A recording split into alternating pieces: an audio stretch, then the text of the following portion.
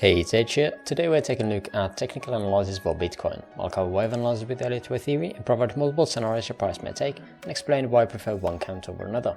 Let's take a look at the different possibilities. Starting here on 1 hour time frame and looking at the structures starting from the 17.9k lows at 13th of October. Since then, again, we've had the idea that this is a corrective structure just based on the extension levels that we are getting here. Again, we are targeting more of these more corrective structures or structure targets rather than the impulsive structure which again starts around the 1.618 around 22.15k.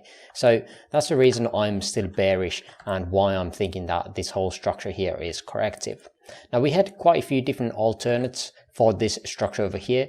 We have this as an ABC ending at these highs. Again, we had the issue having this more like a three-way structure than anything else. But at the moment, as I shared with the Discord group earlier today, that I was expecting this to be a three-way structure actually ending up at these highs here.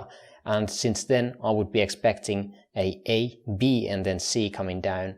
And yeah, this was pretty good spot on trade here and taking a short at the 1.236 retracement of this move here. Again, why I was looking at that was just because we had this as a three-way structure on smaller time frames labeled, and then again this structure here was more looking like a three-way structure. This B wave was the only issue that I have. Now, I'm not still quite sure how I'm going to be labeling the substructures inside here, but if we are taking a closer look, there is a definitely possibility where we would have a structure starting from here as a three-way structure here, and then some kind of three-way structure here. This is definitely a structure here which was very, very bad, and during the FOMC we know that the wicks that we are getting with the high volume is causing issues with the Elliott Wave counts. So that's why we still have the possibility of doing something like that, and still not reaching the minimum targets that we generally have for any kind of three-way structure. So I do still think that we had a three-way structure here, although we did not hit the target of 0.618. Generally, or overall, what I got is this as a three-way move again for that B wave, and then a five-way move here. Now, again, it is not very good looking five waves. There is possibility where we can just label it like this, or on smaller time frames having this as three waves, and what looks better here is again another three-way structure, so creating this as a WXY, and instead of C wave being here, this whole thing would be a W, X, and Y. That is definitely a possibility still. So instead of ABC, but again we have the same exact targets, and that was hit to the tick.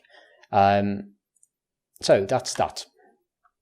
The next target again would be the C wave that we would be getting here, and the expectation was here that we are getting a C wave, after which again we would be looking for another pump to the higher. At this moment, this is pretty good looking overall, this whole structure, if we are indeed getting this C wave. Again, the minimum target I would be looking at is taking out the previous A wave's lows. Again, that would be sitting around 1.236 extension of this original A wave, but again there is definitely some targets here to be hit. If we are looking at the retracement targets for this move, which is the original move here, I would be labeling this at the moment as a W and X wave, and then looking for higher prices. So this would be a sub-minuet. So this C wave would actually complete this ABC and would complete the X wave here. We have a couple of different areas that I'm actually targeting, and the first one is the 382.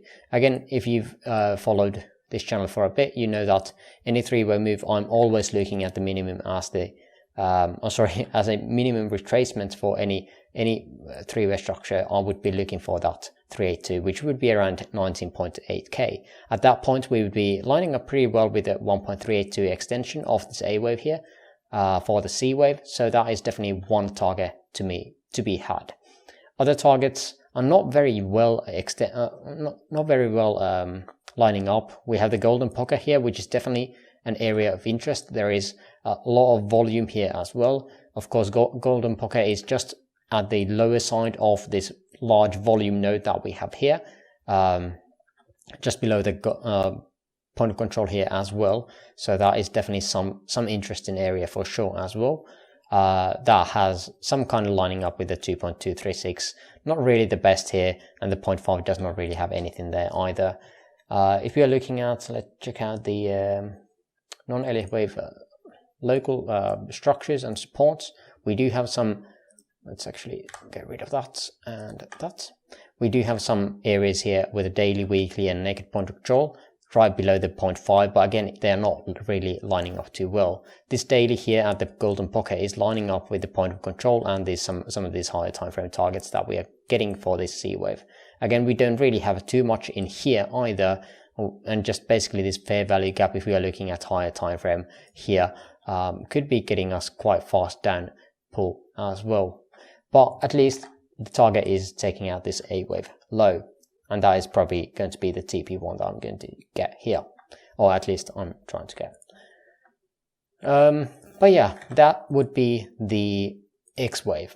Now after that point, depending on how much this is going to be doing and what it's going to be doing, we would be targeting for wave Y. Again, depending on how low this is going to go, I'm expecting again a three-way structure here, and most likely we are just going to be modifying this this channel that we are having, pulling again from the start of wave W to the end of that. Let's see, I can't get that snap there. There we go. And pivoting again from that wave W. So again, targeting that X first before we are lining up any kind of targets for wave Y. Again, staying within this channel is very good look for any corrective structures that are correcting higher, especially. It looks very good, and when it stays through this channel, it is going to give us more probability that it is actually a corrective structure.